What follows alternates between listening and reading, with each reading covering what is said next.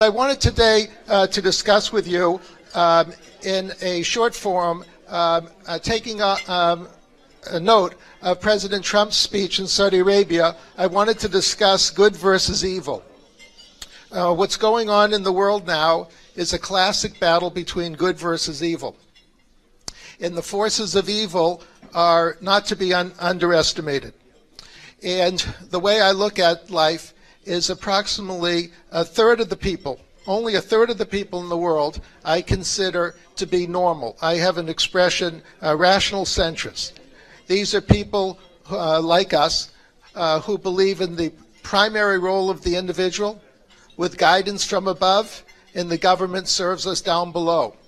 This is what I call normal, and Israel now has a normal government. America has a normal government, and it's a golden opportunity for normal governments to work closely together. Now, normal governments can do three things. They can grow the economy, they can protect the culture of their population, and they can protect the people physically. It sounds very simple to you, but most countries can't do it. So, for example, Europe cannot do it. Europe cannot grow their economy. Europe cannot protect their culture and cannot protect themselves physically. So actually I grade countries, and you should too, and you should grade political leaders on the basis of those three issues. Can the ideas and policies of the politician or the country grow the economy, protect the culture, and protect people physically? Now, Israel, by the way, can do it and has done it. Israel has a strong economy, a strong culture, and both a secular and religious culture, and can protect its people physically, because Israel's on the front line of confronting evil. Israel's been confronting evil longer than everybody else, according to my calculation, for about 3,800 years, ever since Abraham announced with boldness that paganism is a false narrative. Now, you may think that that's an easy thing to say, but when everyone had knives, spears, and swords to announce to the audience that 99% of them believe in a false narrative was pretty bold. So Jews have been fighting for 3,800 years as Jews.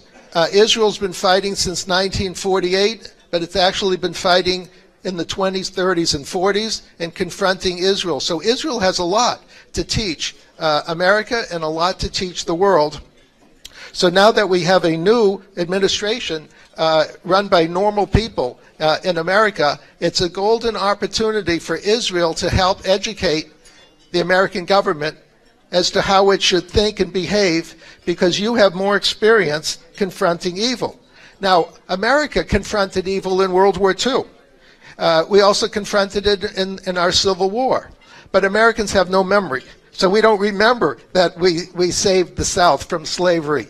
We don't remember that we saved the world from Nazism and the Japanese Imperial Army, but we did. But since you're in Israel or on the front lines every day, you have to remind Americans how to think and behave when confronting evil, because you're just plain better at it. Americans think that because they're good, and Americans are good, that everybody else is good or wants to be good. But according to my calculations, 2/3 of people don't want to be good. And so we have to convert those 2/3, or at least half of them, to become normal, so that we'll have 2/3 of the world in the normal, so to speak, and not believing in false narratives. The four major false narratives that we all have to fight against every day is the false narrative of socialism, communism, progressivism, who don't believe in God, but believe that government is now the God, which is a false narrative. The international leftists, who believe the United Nations is God, or in Europe, the European Union is God. It's also a false narrative.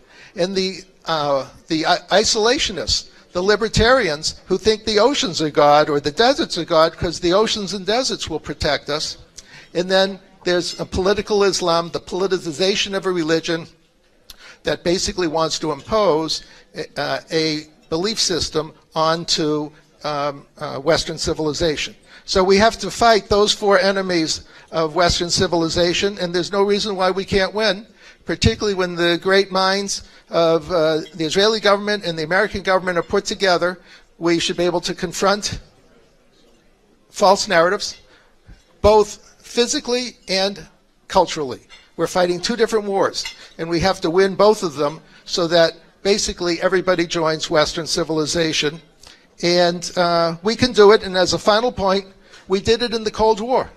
In the Cold War, America and the West stayed strong, grew the economy, protected the culture, protected people physically, and the communist Chinese and the communist Russians, they were the ones who bend and join or half joined Western civilization because we stayed strong.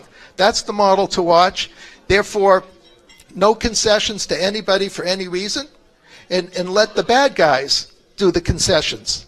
And so every time Israel or America makes a concession, you just increase the length of the war. The way to stop this battle as soon as possible is no concessions, and we need Winston Churchill and FDR and others like that to stand strong. So thank you very much for your time.